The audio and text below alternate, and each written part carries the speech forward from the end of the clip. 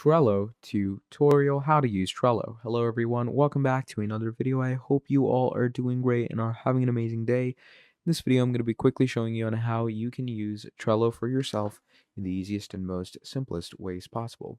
So to do this, what you're going to do is, first of all, you're going to come to Trello.com, create an account. Now, to use Trello, what you're going to do is you're going to click on Create, and you can actually create a board. So you're going to click on Create a Board, and once you click on Create a Board, you're going to enter any board title for yourself and get that board up and running. Now, once you get that board up and running, so let's say I've created this board for myself, right? I'm going to go straight into this board. It's going to look somewhat like this, okay? Now, how do you add things in this? So to add components, first of all, you're going to click on list, and look at that. You can add lists for yourself.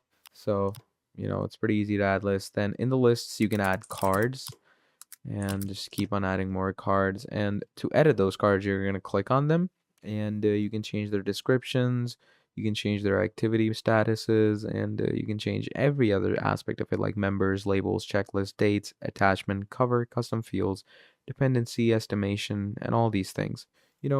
Pretty straightforward and pretty easy stuff to get your head around, and that is how you're going to use Trello. So thank you for watching, and I'll see all of you next time. Goodbye.